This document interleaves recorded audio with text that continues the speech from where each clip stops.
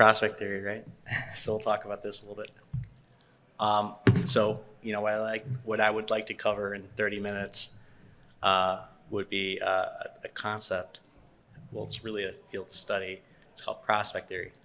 So I'll start out with a quick intro, cover prospect theory, what it means, what the research tells us, the impact of this field of study on cybersecurity conversations with business leaders and decision makers, and then just recap a couple key takeaways.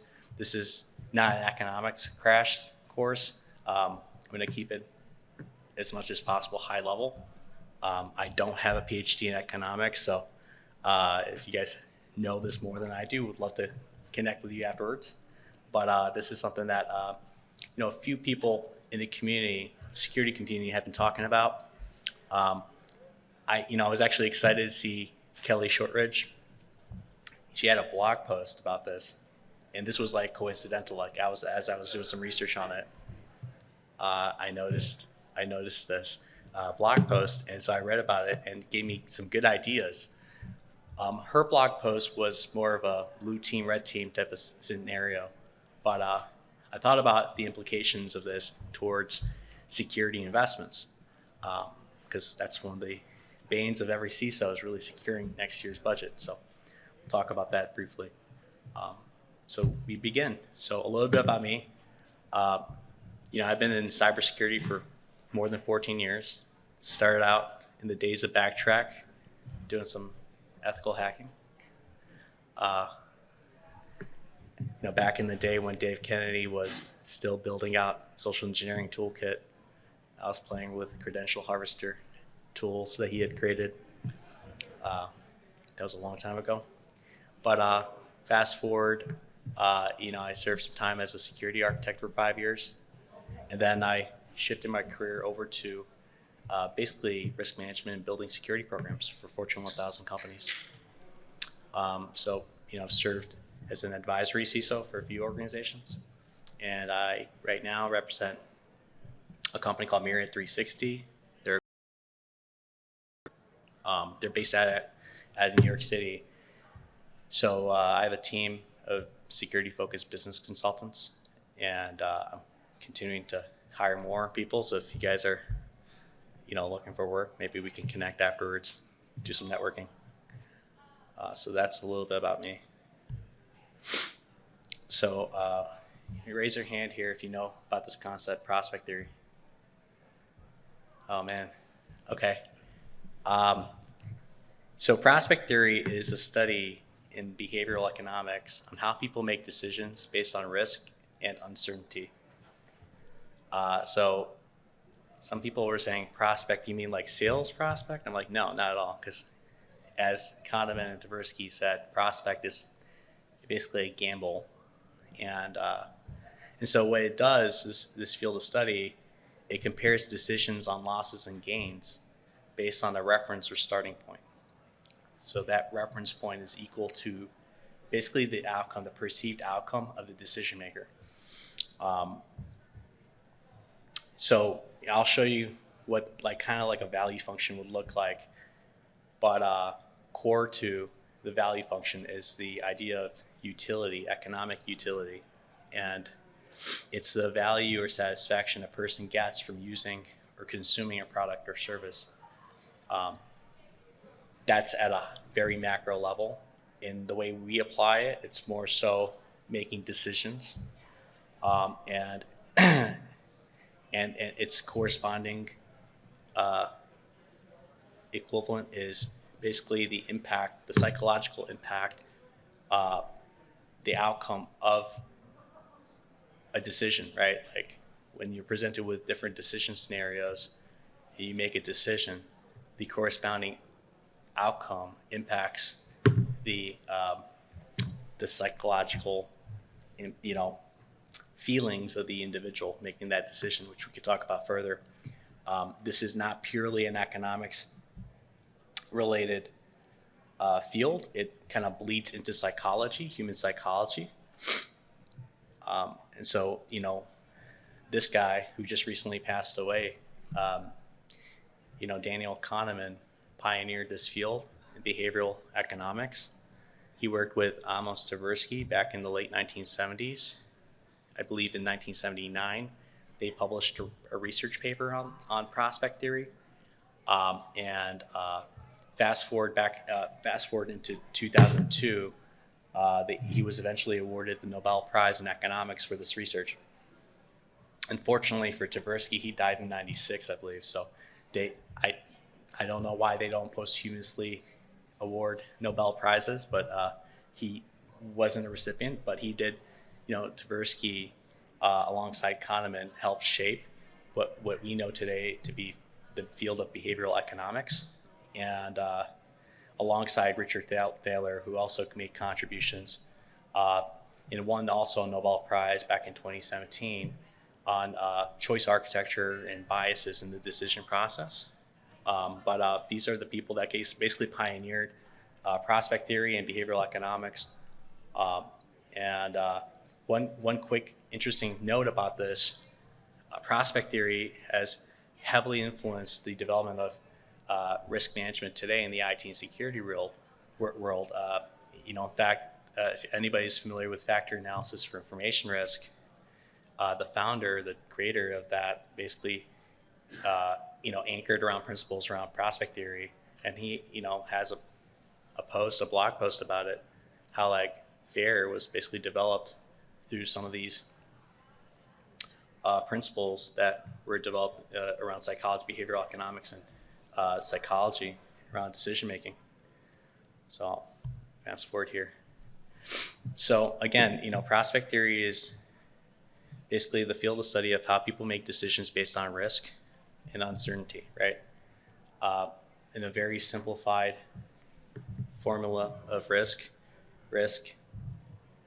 equals impact times likelihood. That's what we often say in the security world. But how you measure risk is single loss expectancy multiplied by the annual rate of occurrence. You get total loss expectancy. And so what you see is two different scenarios that play out, which might be better to show you the value function graph, but I want to just walk through like one of those decision scenarios before I show you the value function graph. It'll make more sense when I show you the value function graph. But imagine a decision scenario where you're set to gain something, right? So you're presented with two options. Option one is you have a guaranteed gain of, say, in this case, $900,000. Option two, you're presented with a 90% chance of winning $1 million and a 10% chance of winning nothing, right? So, what would most people do in this situation, right? Which option would they choose, one or two? Well, do you know? One? Yeah, you're right. One. So most people would choose one. And the reason why is because people like to anchor around absolutes and certainty. They are less, let me reframe. They are risk averse for gains. So they would choose option one. Even though there's a 90% chance of winning an additional $100,000 and winning $1 million in option two. But you'll see in a different decision scenario when it comes to losses, that's not nearly the case. So in decision scenario number two, right, same outcome, right? What do you think people would decide here, option one or two, when it comes to losses? Anybody want to guess? I heard option two. Yeah? Yeah, you're right. And why is that? Well, because people are more risk-seeking generally for losses than gains. And that's something that we could talk more about. And so you'll see what that kind of looks like in the value function curve. I'll move forward here. Sorry, my coloring, it's really hard to color in like shade cells and like a computer, especially a MacBook. I should buy a stylus. Anyway, so you'll see a value function curve, right? On the x-axis, you have the losses and the gains, right? In the positive quadrant, that's the gains. In the negative quadrant is obviously the losses. But look at the disparity between the gains, the value, value that y-axis is like what we would call economic utility. Now that's very broad. You can consider the y-axis to be all kinds of, perception that the buyer feels. Like it could be emotional, psychological. It could be financial, right? So you'll see that when it comes to a loss, there's that bigger dip, which if you just like overlap the green box with the red box, that delta, that's prospect theory in action. Because like more people feel more pain when they lose something than when they gain it. And so that actually impacts decision-making situations that, with companies, right? But one key thing here, the research suggests that people largely prefer like a gain, right, over the perceived loss, even if the outcome is the same. But the key here is that reference point, which is squarely in the middle. The intersection of the x and the y-axis is the reference point. And if any of you end up finding someday a way to develop a proof around reference points for behavioral economics, you'll probably win the Nobel Prize. That's actually one of the hardest things to do. That's still an active area of research, because imagine in multiple different scenarios where, say, Alice and Bob are making decisions, and Alice starts out with $5,000 and Bob starts out with 15. If Bob loses 5,000 and has $10,000 a year later, and Alice gains 5,000 and has $10,000 later, classical economics will tell you, like, hey, both people have the same reference point, the same position, so like their economic utility is the same. Is that true? No. Why?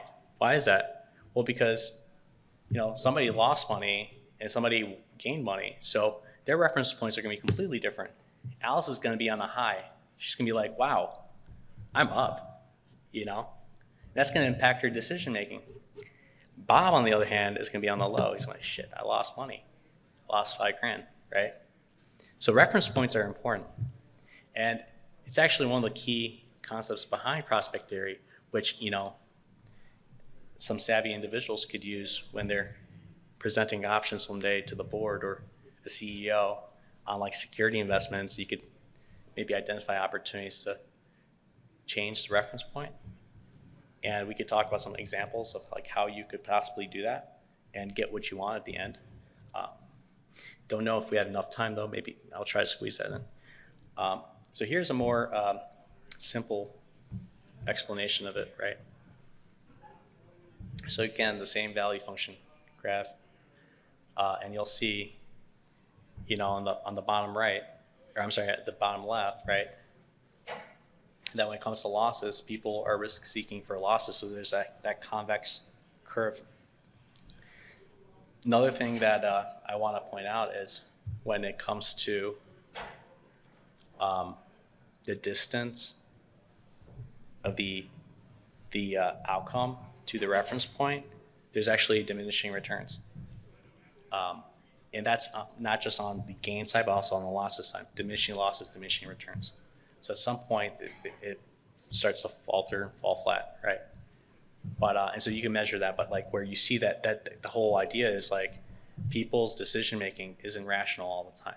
Basically, what this is telling you is at a high level that when people feel losses a little bit differently from how they feel gains, and so even if you come out the same, the outcome, the decision is going to impact the decision process, because the way they feel, getting to that point matters based on that reference point, right? That again, reference point is the perceived outcome, right?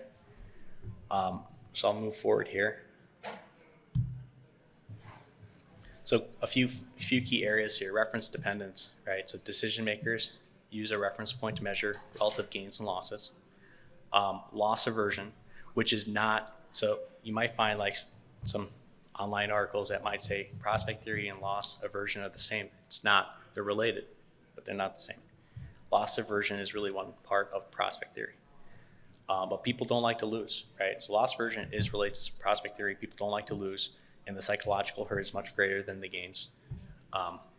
Probability weighting is important, right? So people tend to inflate small probabilities and underinflate big ones to align themselves toward absolutes, right? Oh, this is never going to happen, or oh, this will absolutely happen, right? Depending on what segment of the value function you're looking at.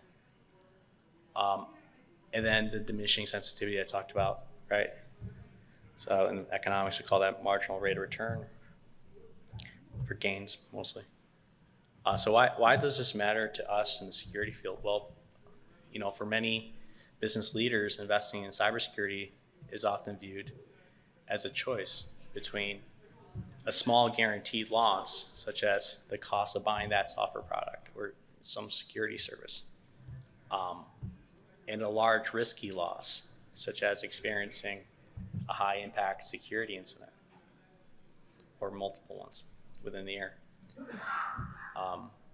When they consider these options in terms of losses, what prospect theory is telling us is that the investment decisions that are made are more likely to be risk-seeking. In other words, presenting these to the board or the CEO in the form of losses might not always be as effective as if you were to present these in the form of gains. So, what we can learn from this is really how to best communicate with our business teams, right? Do we want to continue to be leading with FUD, right? Fear, uncertainty, doubt about the potential losses? Or do we want to focus on what the business leaders really want, right? Their x-axis, right, is really revenue, growth, business growth, right? They want to build their businesses. In many respects, security still continues to be, despite what we might believe in the security field, it still continues to be perceived as a cost center. Unfortunately, a lot of organizations still feel that way. The other aspect of it is people won't put in that extra dollar towards security investments unless it's absolutely required because of compliance reasons, right? It's just the frame of mind, right? And again, that reference point is important, right? But if you're coming off a recent high-profile attack, your reference point is going to be completely different than if you never experienced a data breach and you think that it won't happen, right? Because you just never went through that motion.